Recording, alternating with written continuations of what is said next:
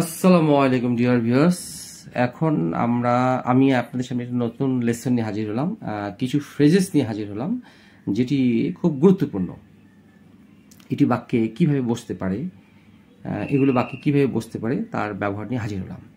প্রথমটি হচ্ছে a shoulder to cry on, যার অর্থে যে আপনার সমস্যার কথা শুনে সহানুভূতি দেখায়। At the far end of something, কোনো কিছু শেষ প্রান্তে। ফিউ অ্যান্ড ফার বিটুইন, যার হচ্ছে কদাচিৎ। নট ফ্রিকুয়েন্ট, এভাবে বলতে পারি, বা সামটাইমস, মানে মাঝে মাঝে, হ্যাঁ, মানে কদাচিৎ, হঠাৎ করে, সব সময় না। আচ্ছা, তারপরটা হচ্ছে on the far side of something, কোনো কিছু থেকে দূরে বা কোনো কিছুর এক পাশে। On the other side of something অর্থ হচ্ছে কোনো কিছুর অপর প্রান্তে বা পক্ষান্তরে বা অপর দিকে, বা এক কথা অপর প্রান্তে, পক্ষান্তরে বা অপর দিকে। আচ্ছা, এখন আমরা এই শব্দগুলো ধরেই নিলাম যে আমরা এইভাবে বুঝলাম না, তো বাক্য রচনা করলে বুঝতে পারবো কিভাবে বাক্যে বসতে পারে এগুলো। আমার কেউ নেই যার কাছে আমি আমার সমস্যার কথা বলতে পারি। I have not a shoulder, মানে আমার কাছে কোনো কাঁধ নেই টু ক্রাই অন, যার কাঁধের উপর আমি কাঁদতে পারবো। এক কথায় ভরসা করার মধ্যে কেউ নেই যার কাছে আমি আমার সমস্যাগুলো খুলে বলতে পারি, বা যিনি আমাকে সহানুভূতি দেখাবে। আমরা এই কথাটা বলি যে আমরা এইভাবে অনেক কথা বলে দেখি যে আমার কেউ নেই যে যার কাছে আমি আমার সমস্যার কথা বলতে পারি। I have not a shoulder to cry on, যিনি আমাকে সহানুভূতি দেখাবে। আচ্ছা, at the far end of something অর্থ হচ্ছে কোনো কিছু শেষ প্রান্তে। আমি তাকে মাঠের শেষ প্রান্তে দেখতে পাচ্ছি, তাহলে আই ক্যান সি হিম, দেখতে পাচ্ছি কোথায়? At the far end of the field, মানে মাঠের শেষ প্রান্তে আমি তাকে দেখতে পাচ্ছি। At the far end of something of the field.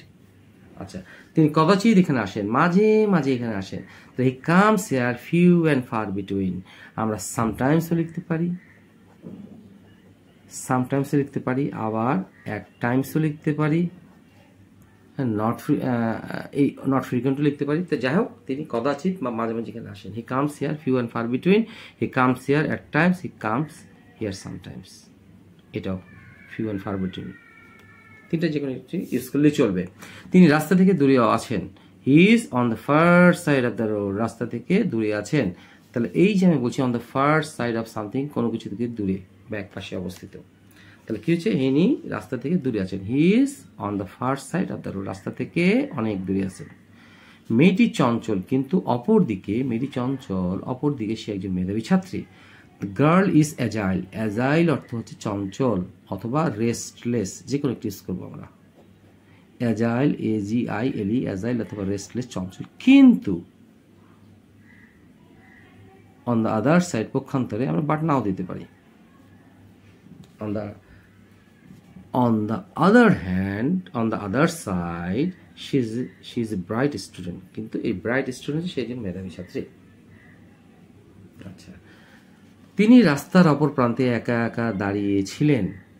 He stood on the far side of the road alone, on the far side of the road alone, তিনি রাস্তার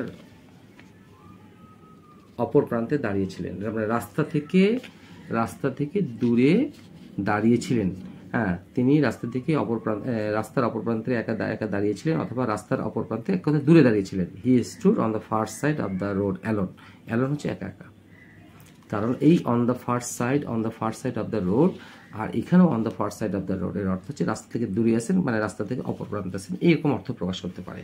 তা আশা করি আপনাদের এই লেসনটি ভালো লেগে থাকবে। ভালো লেগে থাকলে অবশ্যই লাইক, শেয়ার, কমেন্টস করবেন। আসসালামু আলাইকুম।